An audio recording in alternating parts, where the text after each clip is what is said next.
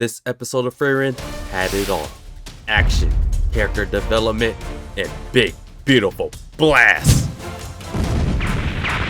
It was an exquisite anime adaptation that filled the gaps where it needed some flower, some sass where it was already big and beautiful, action scenes that showed us context, and Genau finding his true fist. Spoiler warning as I cover these episodes from an up-to-date manga perspective, but most of what I have to say for this episode for future arcs is going to be saved for a separate video. So stay anyways, because you can't help yourself. This episode of Frieren, Season 2 Episode 8, or Episode 36 overall, Ripana Saigo, covers parts of Chapter 74, Divine Revolte, Chapter 75, Arrow Fracte, the Spell to Dispel Fog, and Chapter 76, Settling. Just like how Divine Revolte can create weapons forged out of his magic, Ganal can too, into a bird with yellow wings. When the hell was the last time an episode started off with just fighting? Due to copyright issues, pretend like Stark is going around panoramic 360 as Ganal goes metal pew pews from afar. As the action proceeds, all I see is money. The first act of action before Ganal's inner dialogue begins is just page 8 panels. Look at Stark getting swung on, doing his best impression of getting beat up before pulling a shonen. In the page 9 panel of Stark taking on a direct attack, the anime gives us inner dialogue as to why he does end up taking an attack head on, aided by Frieren's warnings that fighting a quadruple wielder for the first time isn't something you can prepare for. And so, this is where I believe the manga has the upper hand in terms of dramatic moments, at least for the scene, as Stark gives Ganal an opening to cut off future lunch and dinner with the fishtail. However, the anime is able to fill out much of the battle to build momentum for these moments much more. And now, pounds Revolte into the wall and hits him with the classic. You know what time it is when you have the chance to finish off the enemy. You don't, because it's time for demon style talk no jutsu, curse reverse, words of deception, and antagonizing you. So you can make a fatal mistake. Look, a child. Yeet! Ganal said that there will be no yeeting of children. That's right, it was supposed to be them kids. That's right, them kids. Who the hell saves children? We all knew Ganal was a softy inside. He couldn't fully forsaken anyone because when the feet goddess tells you to shake hands with too heavy amounts of love that protects the heart, you shake those goddamn hands. Protecting women and children is instinctual for the average human being, and it looks like Ganal was all tough guy talk, and now he's all tough guy cough cough. Now we get the flashback of his previous partner's funeral with the great mage Serie. Ashi no Megami! This is quite the moment of contradiction for both characters. It is one for Ganal that speaks with hollow words about his partner, and one for Serie that projects what she wants out of mages, like what Ganal displays here with his dead partner. But in reality, being a kind-hearted mage that doesn't live long is a characteristic most would deem to be a good thing for society. Here, Serie is still on her arc of fighting her internal dilemma against what Flame and Frieren's perspectives are regarding magic and mages. One major thing the anime does emphasize on more is the use of flowers that Serie has been constantly looking at, like in the first class mage exam, because creating a field of flowers is Flame's favorite spell. One other thing that the anime does that interprets this panel brilliantly is seeing the front angle of Serie with no eyes, instead of the manga where it's just her back. This allows us to see Serie's lack of facial expression, that this is like a contradiction she is still speaking with, that will all come to the forefront in the Foundation Festival arc. hence why the symbol of the flower means so much for her dilemma. Ganal is ready to meet the goddess of creation, but you know what's coming, and it's something he tends to do a lot, and he pushes the dumbass out of the way because we gonna fry this fish for breakfast, lunch, and dinner for the whole week and eat late at night snacks. Stark takes on Divine Revolte's attack head on, something he does a lot as a frontliner, except this is against a demon general, mimicking future past battles we will get to see with Aizen.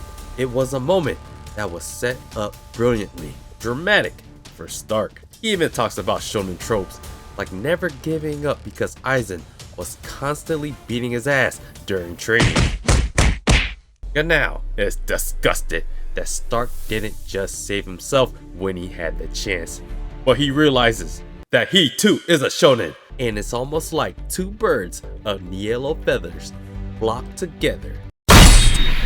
That was the end of chapter 74, and it was everything you could hope it could be when adapted. Now on to chapter 75 and chapter 76, where the rest of the episode mix and matches both fights. As Fern is on the run, dodging one pew pew after another in the magical fog where she can't hide herself. Frieren is floating in the air, eating hard bread and saying to herself, "Them kids." Fern tries to hit the fog demon with the Gilgamesh, but no good.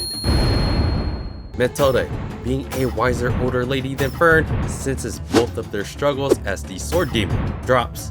Mid draws a bolt, whirlwind attack spell.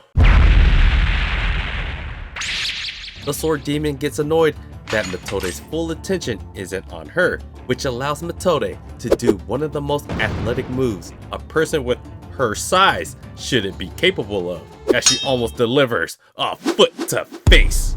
She cooks up a plan to get both her and Fern to fight together to be at their best, and so this makes Methode get serious, as this fight is like a preamble before we realize why she's such a big badass.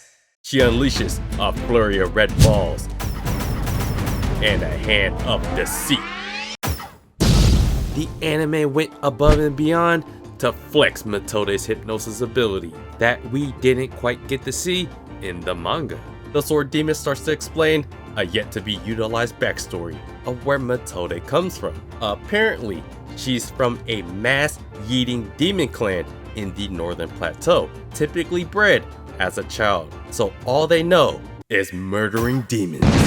It further drives home the point of why Ganal and Methode are partners. In Ganal's case, he came from a typical small village in the Northern Plateau, all the while Methode should be exactly what we see out of Ganal, except she's not. She's sassy and she's like this, while Ganal is like this. Both grew up in totally different environments, with one that probably has a room full of killer plushies, while Ganal was playing outside with Hard Bread Man.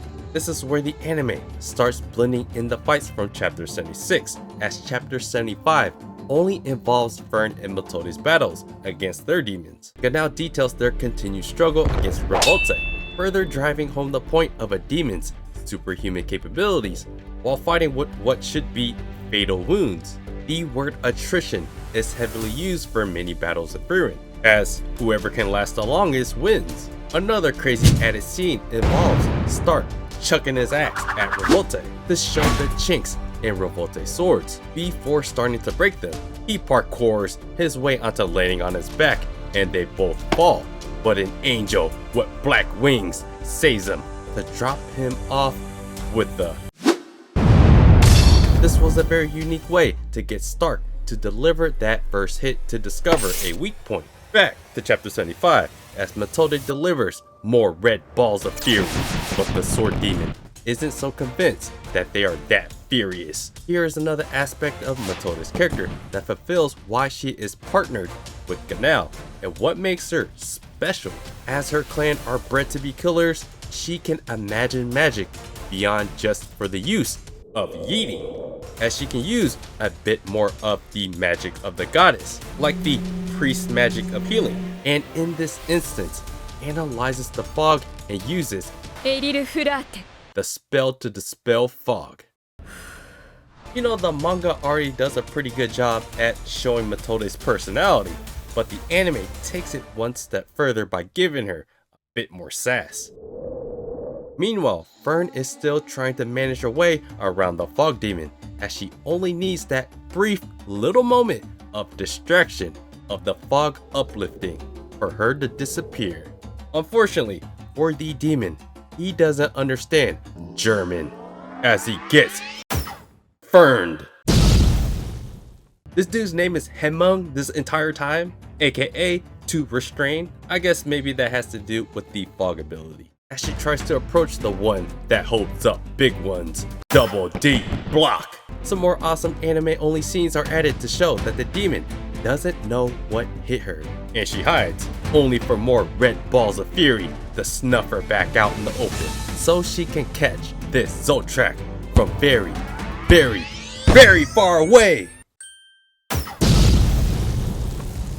It is in this moment it begins, the birth of bloodthirsty, angry Fern from very far away. Back to chapter 76 as Genau and Stark break Revolte's blades one by one. Ganal still has not learned his lesson from his first Owarida and gets impaled, Dawson style, birthing of Stark and Ganal being fist bros. I was not expecting the anime to give Revolte extra extended arms. Like humans, demons also speak too soon as Stark cuts off those wiggly arms like it's nothing to deliver a lightning strike from bottom up. The anime decided to make a creative change to give Revolte one last crack at Ganal and Stark, with Ganal's the Gargnot taking them down. As their breakfast, lunch, and dinner for the week wisp away.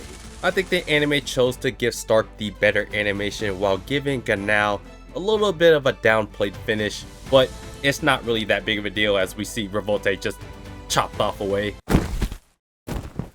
This is where the episode added a little bit of more filler, but that filler leads to something very important, as both pass out and Ganal remembers what Stark told him about being actually a good guy, which leads to an emotional side of Ganal's true character. Feel the hurt for being a good guy. It sucks to care. He doesn't want to see Stark die the same way his partner did. But it's okay, as you'll soon wake up to 2 crescent moons. We even get additional animation of Frieren and Fern bandaging up Stark, with Methode mentioning that she had to heal him first, with the struggling Ganal pointing at him. And this becomes the first and last montage of the entire arc. I think this episode is a perfect example of where they put their money at. As the montage and some of these other scenes, they kinda cut corners. It feels like that. But overall, it still looks good. The rest of the episode is Methode asking if she can join Frieren's party temporarily, since they don't have a priest, but Frieren and Fern denies for different reasons. It is because of Goatee Priest is their one and only priest of their party, but Stark is all of us when he questions Frieren. Did you not just see her flip? You just ruined Goatee P's hopes and dreams of a real, big, beautiful older lady being in their party. The flashback panel in the manga is a lot more funnier than the anime, with the anime choosing a more wholesome route. I mean, look at this panel. Both Stark and Goatee P are probably talking about some triple B's. Big, beautiful baddies. The cap off for Ganal's character growth, with the added scenes from the anime, really drove home the point that Ganal might be an asshole, but he's our asshole with an actual heart of gold. With Ganal forever bonded with Stark by getting fisted together. As Methode and Ganal part ways from Frieren's party to help escort the corpses with the chivalric order of norm, it was more of a "we'll see you again" rather than "this is a goodbye." I have a lot to say about what Ganal and Methode's future roles will be, but I'm going to save that for this next video. The ending has some more added scenes of the chivalric order of norm, Methode, Ganal, and even the great mage Serie, the feet goddess.